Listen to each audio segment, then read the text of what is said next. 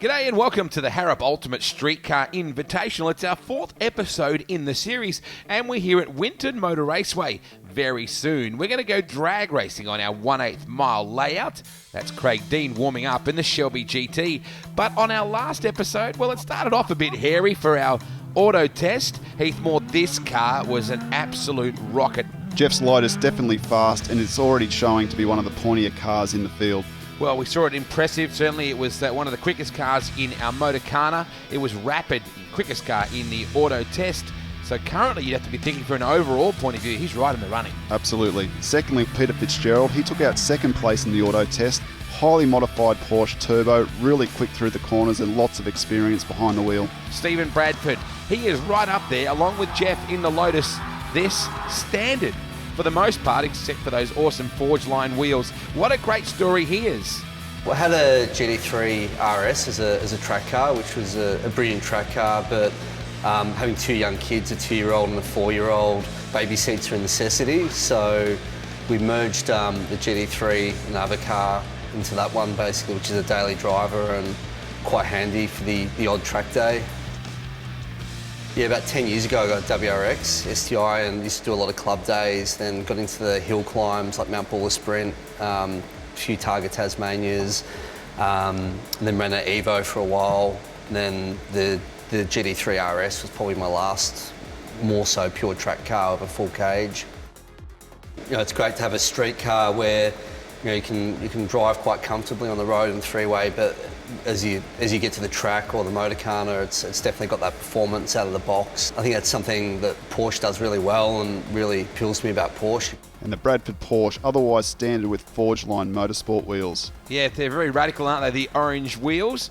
This is an important explanation we need to put forward here on the drag racing side of things. That's right. The time is both reaction and elapsed time, so it seems a little bit slower than you would normally see at the drag strip. And as you can see, Martin in the GTO Coupe gets the power down, 9.685. We know that Terry Henderson is going to be impressive in this. He's been practicing. He loves taking his car out on the quarter mile. Here is Terry right now in the GTS, and his time of an 8.6, he'll be happy with that. I think that's one thing I really love the most about all this is the great variance in the drivers and their cars. And here's a good example. Craig Dean in the Shelby GT. Not only does he drive a Mustang, but he lives it. It's a 215 Shelby GT. It's brand new to the country. In fact, only got completed on Wednesday night.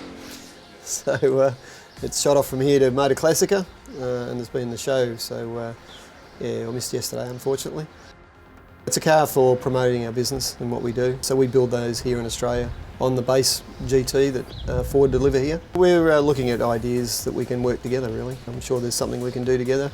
We've been around Mustangs for over 30 years, so I'm sure we could share a bit of intellectual property or something and work together and help promote each other. My old Shelby's pretty hard to beat because it's got a lot of mumbo. It's 5.8 litre supercharged with around 720 horsepower.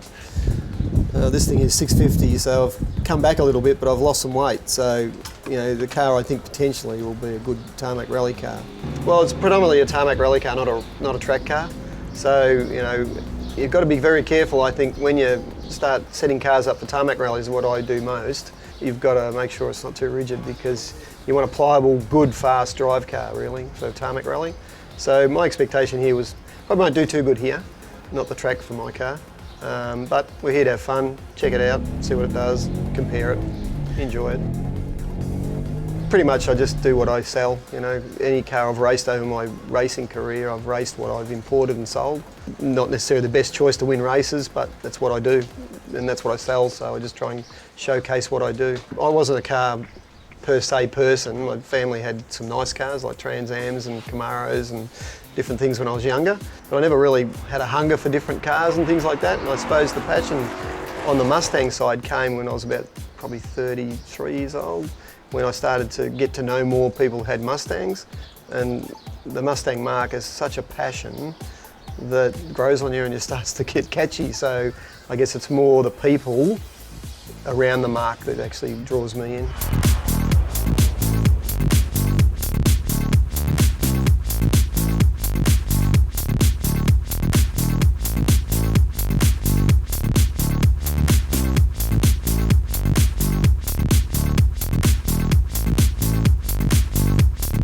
From latest model V8 muscle to old school cool, Justin Smithy's awesome Hillman has been the topic of much discussion.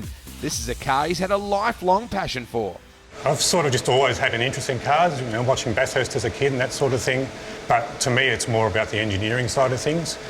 I'm not a particularly good driver, but having a car that you've built yourself and giving it a good run, it gives you just a bit of validation that you're doing the right thing, I guess. It was just my first car, so it was, when I was sort of 18, 19, Mum had a friend who said she's got a car for sale, and just got my licence. Didn't have much money, so I just went and bought it, and this is it. So I kept the same car that whole time, just slowly working on it, adding to it. It's not a turbo, it's NA, so it's twin side drive Webers, 4-cylinder. It's sort of period track car, if you will, rather than a lot of the other cars here are sort of modern.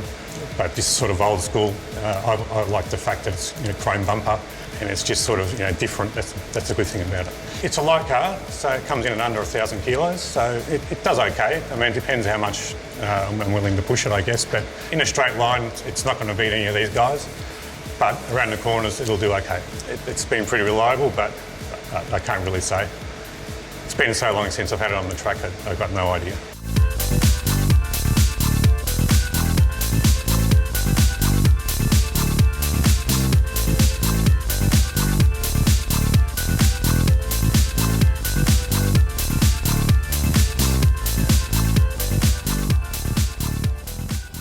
Kim Smith right now, the Maloo, very quick, an 8.6, a solid job for Kim. That supercharger definitely helping to push it through. Moving on, we've got Christian in the all-wheel drive Turbo S3. Fast off the line and powered through to an 8.396. This is certainly a potential Husky champion car. He's been very quick throughout the course of the day. The BMW, how will it stack up here? Probably not ideally suited to drags because it's got a stiff suspension, better suited to the track, but Ben's managed to get the power down. It's moved around 8.520. Dave Shart in the Toyota 86 continuing to improve. Probably not a hot prospect here in drag racing though.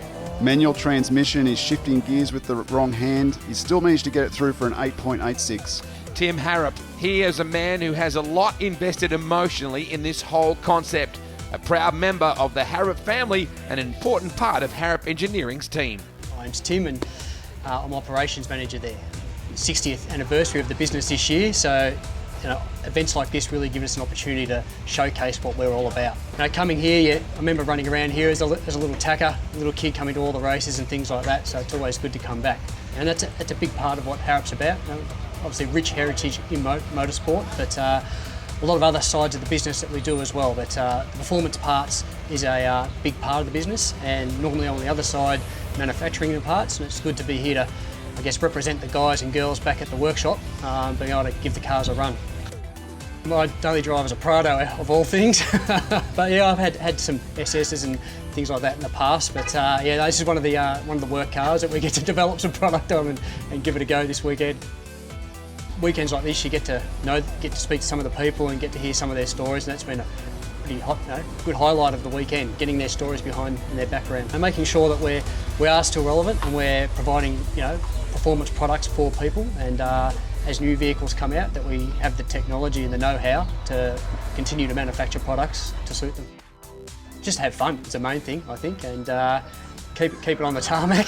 I'm not an overly experienced driver of any means. I had to go here and there, but just out to have fun. It's the main thing.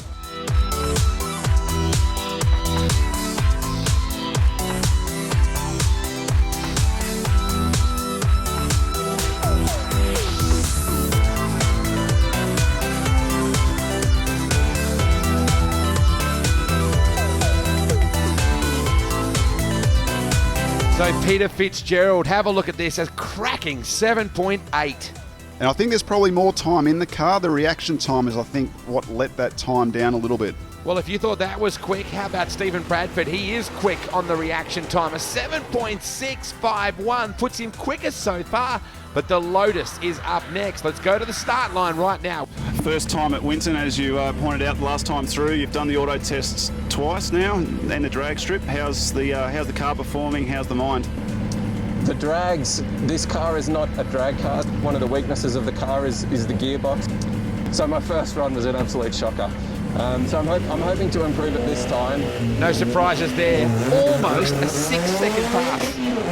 That's fast. He got the reaction time just right and managed to power through for one of the quickest times we've seen. He is looking outstanding for our Husky overall champion. Jeff Morton is the quickest. Stephen Bradford, half a second behind him. Peter Fitzgerald right in there as well. Tim Harrop, fourth quickest in the VF. The Audi, then back to the M3. The GTS of Henderson, he'll be wrapped with that. Kim Smith, also Dave Shart, looking strong in there as well. So we've so far pitted them in several different disciplines, and we've seen different cars have their strengths and weaknesses. On our next and final episode of the Harrop Ultimate Street Car Invitational, we're going to do track laps. It's here we're going to see the cars in action at high speed right throughout the whole Winton Motor Raceway. And it really is the ultimate test, so they've got to get that car around the full circuit. It's a combination of car control, acceleration, braking, turn-in.